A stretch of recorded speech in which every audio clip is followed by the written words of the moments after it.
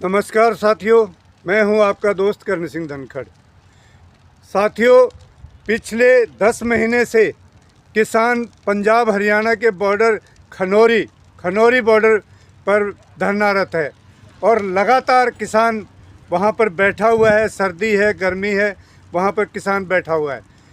यहां तक कि सरदार जगजीत सिंह डल्लेवाल जी, वो पिछले 20 दिन से, आज 20वां दिन है, 20 दिन से आमरण अनशन पर धरना देकर वहाँ बैठे हुए हैं।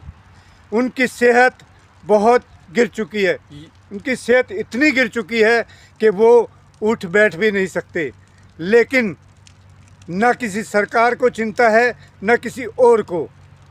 अगर सरदार जी को कुछ भी हुआ, कोई अनहोनी हुई, तो उसके जिम्मेवार ये बीजेपी पार्टी के साथ साथ बीजेपी सरकार, चाहे वो हरियाणा सरकार हो, चाहे वह केंद्र सरकार हो, ये लोग जिम्मेवार होंगे उसके।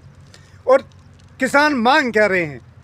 किसान उन्हीं मांगों को लेकर धरनारत हैं जिनका वायदा देश के प्रधानमंत्री ने किया था। ये झूठे प्रधानमंत्री देश के, जिन्होंने वायदा किया था एमएसपी का, कि वो गंदे 3 कानून थे वो वापस लिए थे। एमएसपी का वायदा किया था कि ना तो उसको कानूनी जानमा पहनाया और ना ही जो है उसके लिए कोई कमेटी बननी थी, उसको सही संवैधानिक तरीके से वो कमेटी भी नहीं बनाई।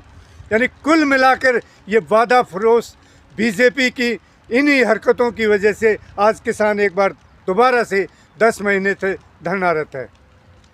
और बीजेपी को छोड़िए, ये तो देशद्रोही लोग हैं। जब देश अंग्रेज़ों से लड़ रहा था तो ये उनकी दलाली किया करते थे उस समय।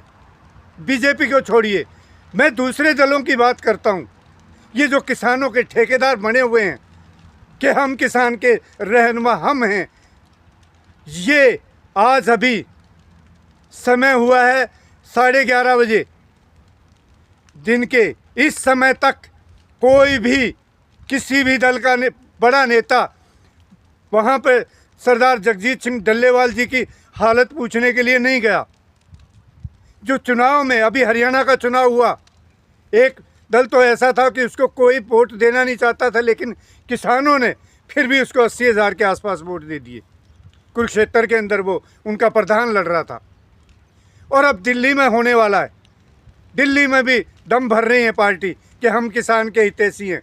मैं उनसे भी जानना चाहूँगा कि किसान के बेटों को उन्होंने कितनी टिकटें डिक्लेयर की हैं, अभी तो कितनी टिकटें दी, ये भी हम जानना चाहेंगे। कि किसान के हितैषी बनने से कुछ नहीं होगा, आपको करके दिखाना पड़ेगा। आप में से क्या कोई खनौरी बॉर्डर गया? क्या कोई नेता? ये मैं सबसे पूछ रहा हूँ, सभी शामिल हैं उसमें, सभी दल जो किसान के हितैषी नहीं है लेकिन दम करते हैं कि हम किसान के हितैषी हैं। ऐसे दलों से विशेषकर हमें बचना होगा जो सिर्फ ये कहते हैं कि किसान के हितैषी है, लेकिन किसान के नाम पर करते कुछ नहीं है।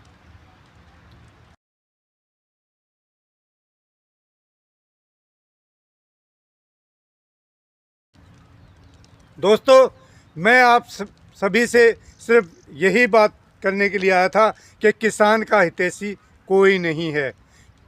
चौधरी छोटूराम जी ने, दादा छोटूराम ने कहा था कि अब भोले किसान मेरी 2 बात ले मान, एक बोलना सीख ले, दूसरी दुश्मन को पहचान। तो भाई दुश्मन को पहचानो। हम किसान हैं, किसान के बेटे हैं, हमें दुश्मनों को पहचानना होगा और अपनी सियासत अपने हिसाब से करनी होगी। हमें इस समय हमारा ये धर्म है, कर्म है कि हम सभी एकजुट होकर वहाँ खनौरी बॉर्डर पहुँचें। मैं सबसे आह्वान करता हूँ, सभी साथियों से, सभी दोस्तों से, सभी पार्टी के कार्यकर्ताओं से, छोड़ो इन नेताओं को, ये क्या करते हैं, लेकिन आप तो किसान पुत्र हो, कम से कम हमें तो वहाँ पर होना ही चाहिए। तो हम सब वहाँ पर पहुँचे और किसानों की आवाज़ ज़ोर शोर से उठाएं। छोड़िए इन दलों को, इनका कुछ नहीं, इनके आगे न पीछे। हमें अपनी लड़ाई खुद लड़नी होगी। साथियों, यही बात करने के लिए मैं आपके सामने आया था।